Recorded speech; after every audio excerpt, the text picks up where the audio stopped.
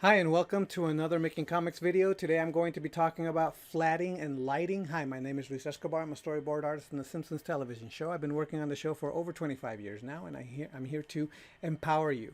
So flatting and lighting this time around, I'm still using the same technique I usually do. I just flat everything all in one value, and then I start lighting it. Uh,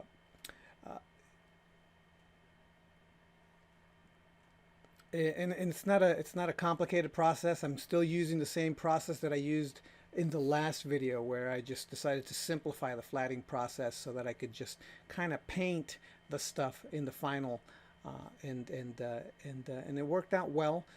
This is far less stuff, but there were some hiccups, and I'll talk about some of the things that I ended up doing in this that were a little bit different, a little bit challenging, but otherwise it went pretty quick. It took me about 10 12 hours maybe to just do this off and on. Well, let me show you what I did. Starting from where I left off last time, I just setting everything up so that I could create flat shapes. So what I'm doing is I'm selecting the exterior with the magic wand, and then I'm inverting it and creating full body selections, and then I go in, and because it's pencil and I don't do an ink line, a fancy ink line, I have to go in and just finesse and tighten up some of the selection sloppiness. It doesn't come out perfect. It does have a kind of a rough selection, but that's fine as long as it doesn't get out of control. So you'll see me zoom in and just kind of tighten up a handful of things there, and putting in the statue back there. But it's the same general procedure throughout. Just select the exterior, invert it, and then paint bucket a neutral gray in the background, and then tighten up anything that's too rough or too that's not quite right. That doesn't quite isn't quite working out. And then I use that same selection once, and I magic wand the actual gray, the gray layer. Pick a completely different layer, and using the color pencil tool for Clip Studio Paint, and a brown umber, I basically start adding shadow direction, the direction of the shadows, and just giving it some value, giving it some lighting, and that's it. I only do the dual shadow and light area. Now, I'm thinking that in the next time I do this, I may actually start adding a little bit of light in this part of the process.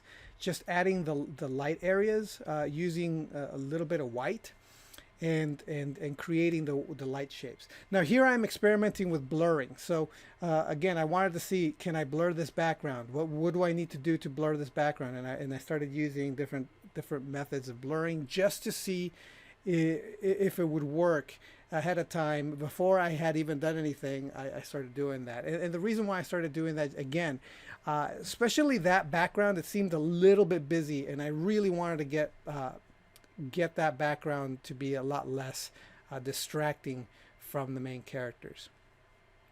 And again, here I am adding light to these figures, and I'm going to have to do this with every single one of the panels after this.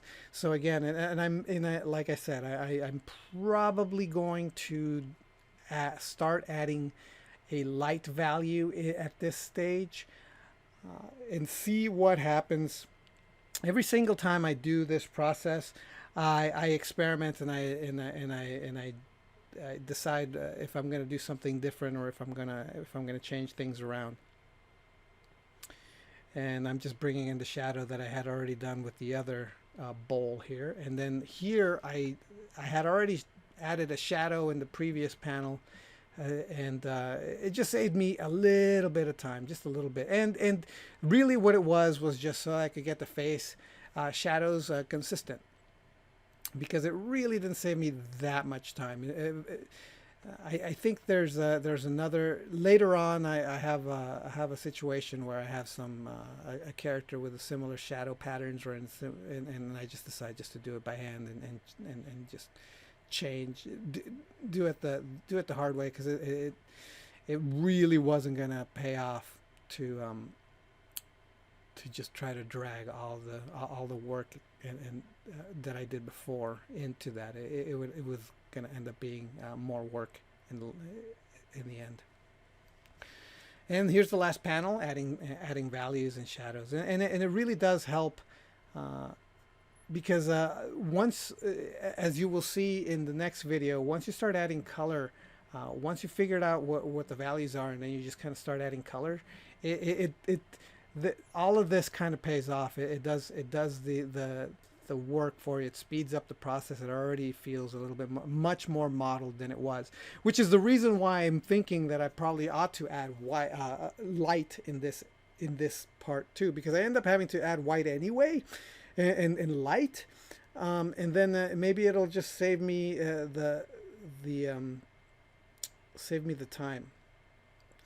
And there you have it. That is everything that I had to do in this stage of the process.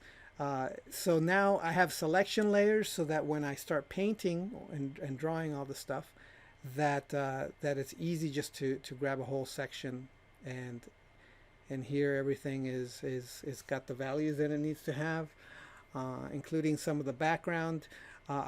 Because the CG background already kind of has light in it, I didn't even bother with that, and that's it. All right.